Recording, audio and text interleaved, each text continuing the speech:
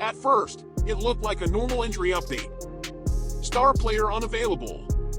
Recovery timeline uncertain. The kind of news every sports league deals with eventually. But then something else started happening. The conversation moved away from the court almost immediately. People weren't only asking when Caitlin Clark would return.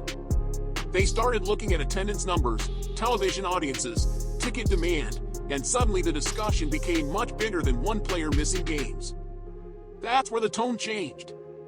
Because whether people agreed with the conclusions or not, one uncomfortable question started showing up everywhere. If one absence can change the entire conversation around a league, what does that actually say? For months, the WNBA had been operating with more attention than it had seen in years. Bigger crowds, more national coverage, more debate, more eyes on every game. Clark became part of a larger moment that felt bigger than any individual headline. Then she got hurt. And almost overnight, people began comparing what games felt like with her and without her. Some saw proof of star power. Others saw unrealistic expectations being placed on a rookie. Some blamed media narratives. Others argue this is simply what happens when a breakout athlete changes an entire sport. But that's the moment everything shifted. Because people weren't reacting to an injury report anymore.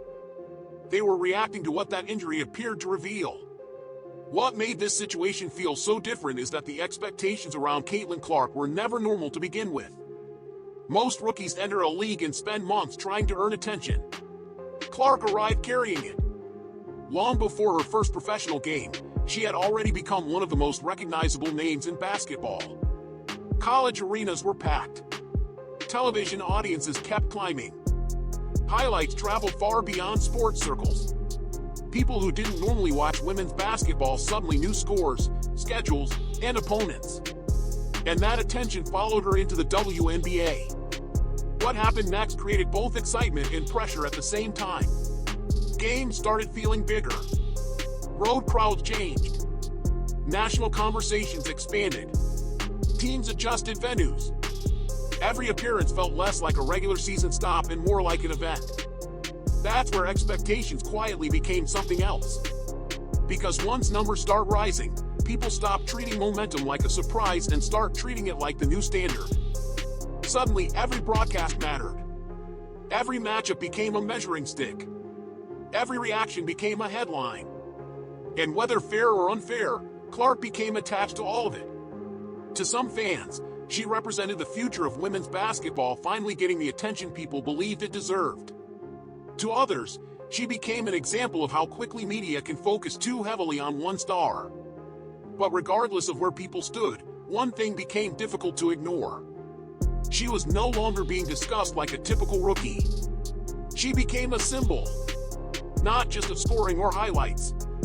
A symbol of growth. A symbol of visibility. A symbol of what women's basketball could become if the momentum held. And that's exactly why her absence started feeling bigger than an ordinary injury update. Because once one player becomes connected to an entire movement, every missed game starts carrying a different kind of weight. Then came the moment that changed the tone of the season. Not because injuries are unusual, but because of how people reacted to this one. When reports emerged that Clark would miss time again, the first response wasn't outrage or panic. It was concern. Fans wanted updates. Analysts started discussing recovery timelines. Most people assumed the story would stay focused on basketball and getting healthy. But almost immediately, another layer appeared. Broadcasters started referencing audience numbers. Ticket conversations started resurfacing. People began comparing game atmospheres. And suddenly every update about one player seemed tied to questions about the entire league. That's where things became complicated. Because there were really two conversations happening at once. One was about Clark herself. Fans noticed she hadn't looked completely like herself in recent stretches. There was discussion about rhythm, fatigue, performance, and whether playing through discomfort had become part of the story before anyone realized it. But the second conversation moved much faster. People began watching what happened after she stepped away. How did audiences respond? Would casual viewers stay engaged? Would nationally televised games feel different? Would the energy inside arenas change? Those questions started creating headlines of their own. And this is the moment people keep replaying. Not a highlight. Not a foul. Not even the injury itself. It was the realization that her absence became an event. Every game became a kind of test. Every number became evidence for someone's argument.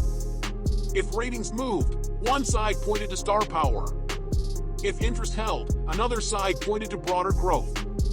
Meanwhile, the actual basketball kept happening. Players still competed. Teams still chased wins. But around all of it was this unusual feeling that everyone was measuring something bigger. Because for the first time in a while, people weren't only watching games. They were watching to see what happened when the biggest storyline wasn't on the floor. This is where the conversation stopped being about recovery and turned into something far more divided. Because once people started comparing interest with Clark on the floor versus without her, everyone seemed to arrive at a different conclusion. One group looked at the reaction and saw confirmation of something they had been saying for months.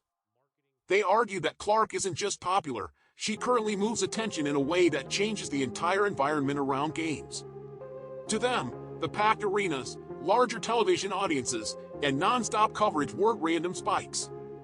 They were signs that one player had become a rare crossover star. From that perspective, her absence didn't create the story. It revealed it. But another group pushed back immediately. Their argument sounded completely different. If a league's momentum disappears every time one athlete misses games, then the issue isn't dependence on that player. It's expecting one person to carry too much in the first place. They pointed to other stars, other teams, other storylines. They argue that growth takes time and that reducing an entire league to one name creates impossible expectations for everyone involved. And that's where opinions started splitting. Because both sides were reacting to the same moment but seeing different meanings. Some people watched the response and saw proof of Clark's influence. Others watched and saw proof of a media environment that rewards one storyline more than the sport itself. Then another layer appeared. People started debating pressure. Not pressure to score. Pressure to represent growth. Pressure to justify ratings. Pressure to keep momentum alive. Suddenly the discussion wasn't whether Clark mattered. Almost everyone agreed she mattered. The disagreement became something else. How much should any athlete matter? Because once success becomes attached to one person, every injury starts feeling bigger than basketball. And that's where the conversation became impossible to ignore. Once emotions settled down a little, people started paying closer attention to what was actually being said. And interestingly, the strongest reactions didn't come from injury reports. They came from the language around the moment. Commentators, analysts, and sports voices began repeating a few themes over and over again. One was the idea that star players change leagues. Another was that moments of rapid growth create pressure that organizations don't always know how to manage. That's where phrases like "protect your stars" started carrying more weight than usual. For some people, that phrase meant enforcing standards consistently and making sure high-profile players aren't pulled into unnecessary drama. For others, it meant something completely different. Basketball is physical. Visibility brings attention. Attention brings scrutiny. And star treatment itself can become controversial. Those are very different conversations. Then came another phrase that kept appearing. Grow the game. Simple words, but people heard different meanings inside them. Some interpreted it as building around the players, bringing new audiences. Others interpreted it as making sure growth doesn't become dependent on one personality. And that distinction mattered. Because once audiences start connecting business conversations, ratings discussions, and player narratives together, every decision begins carrying symbolic weight. This is where things became more emotional than statistical. People weren't debating spreadsheets. They were debating values, recognition, fairness, opportunity. What should success look like? Who deserves credit for growth? And what responsibility comes with becoming the face of a movement? That's why these comments traveled so far. Not because everyone agreed, but because people heard something larger underneath them.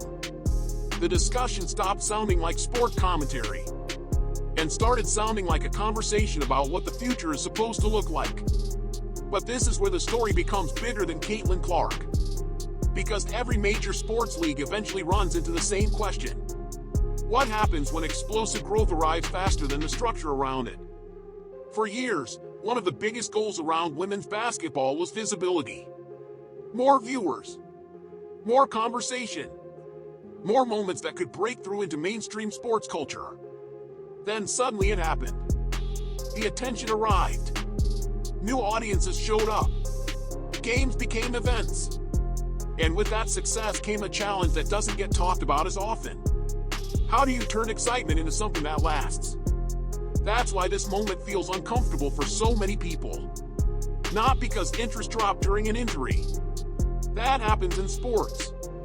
It's because the reaction exposed a fear that momentum might still be tied too closely to a single storyline.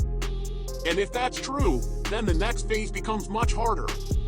Sustainable leagues create reasons to stay even after the biggest headline changes. New rivalries, new stars, new habits, new emotional connections. That doesn't mean reducing Clark's impact. If anything, her popularity may have accelerated conversations the league would eventually have needed anyway.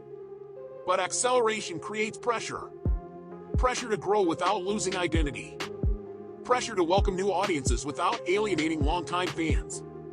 Pressure to celebrate stars without becoming dependent on them. And this is where everything becomes complicated. Because sports history shows that breakout athletes can open doors. But institutions decide what happens after those doors open. Which means the bigger question isn't whether one player matters. That part already seems clear. The bigger question is whether this moment becomes a temporary surge, or the foundation for something that still feels strong when the spotlight inevitably shifts. So now everything waits on the next update. At some point, Caitlin Clark will return and the headlines will come back immediately. Cameras will show warm-ups. Crowds will react. Every possession will be analyzed. And if recent patterns hold, attention will rise all over again.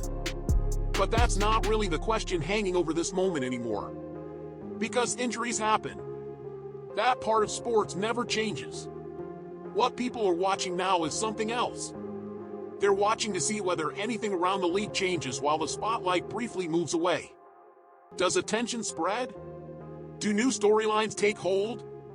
Do fans stay connected to teams and players beyond the biggest headline?